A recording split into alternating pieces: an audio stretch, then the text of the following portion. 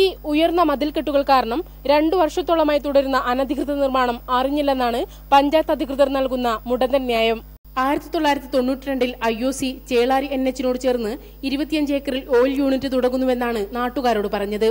4 അൾ ഉയരത്തിൽ ചുറ്റുമതിലുള്ള IOC-ക്കകത്ത് പക്ഷേ 400 metric ton സംഭരണശേഷിയുള്ള 4 gas ടാങ്കുകളാണ് സ്ഥാപിച്ചത്.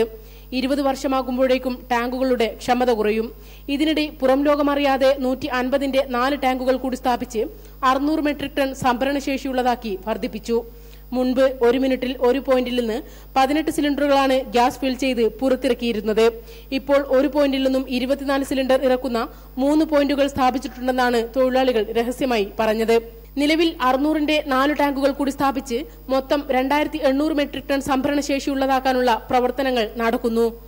അതുപോലെ തിക്ലി പോപ്പുലേറ്റഡ്, അതുപോലെ ഇവർ പറയുന്നത് ഒരു ചെറിയ റൂട്ടിലാണ് ഇത് സംഭവിക്കുന്നത്. എന്നാൽ മലബാർ മുഴുവൻ കത്തിച്ചാമ്പലാകുന്ന രീതിയിലുള്ള 30 കിലോമീറ്റർ എയർ റൂട്ട് എന്നാണ് സാങ്കേതികമായി പറയുന്നത്. അപ്പോൾ ഈ 8 ഇരട്ടിയോളം വർദ്ധിപ്പിക്കുമ്പോൾ മലബാറിലെ എയർ റൂട്ട് എന്ന് പറയുമ്പോൾ ചേളാരി മുതൽ ഏകദേശം വടകര വരെ പോകുന്നു, ഈ സൈഡിലോട്ട് കുന്നംകുളം വരെ പോകുന്നു, അങ്ങ് മണ്ണാർക്കാട് വരെ പോകുന്നു. അപ്പൊ ഇതിന്റെ ഒരു വ്യാപ്തി മനസ്സിലാക്കിക്കൊണ്ടാണ് എല്ലാവരും. വെറും 20 ടൺ മാത്രമുള്ള ഗ്യാസ് ടാങ്കർ ബുള്ളറ്റ് ചാലയിൽ വിതച്ച ദുരന്തം ഒരു നാട് മുഴുവൻ കത്തിച്ചാമ്പലാക്കി. 400 മെട്രിക് ടൺ സംഭരണശേഷിയുണ്ടായിരുന്ന സമയം ദുരന്തമുണ്ടായാൽ വായുമാർഗം 30 കിലോമീറ്റർ ദൂരം വരെ ഗ്യാസ് എത്തുമെന്നാണ് ഇവിടെ കണക്കാക്കിയിരുന്നത്.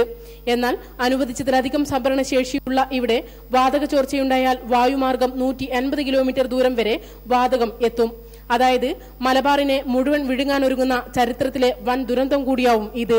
അഗ്നിശമന സേനയ്ക്കോ രക്ഷാപ്രവർത്തകർക്കോ ഒരു കാരണവശാലും അടുക്കാനാവില്ല. മലപ്പുറത്തു നിന്നും കോഴിക്കോട്ടേക്കുള്ള വായുമാർഗം വെറും 10 കിലോമീറ്റർ മാത്രം. അതായത് ഒരു ചെറിയ തീപ്പൊരി വീണാൽ മതി കുറഞ്ഞത് 2 ജില്ലകൾ മുഴുവൻ കത്തിയമരാൻ. IOC അധികൃതരുടെയും സർക്കാരിന്റെയും അനാസ്ഥയിൽ ചേളാരി നിവാസികൾ കടുത്ത ഭീതിയിലാണ് ഇവിടെ കഴിയുന്നതും. Fousiya Mustafa, Malappuram, India vision.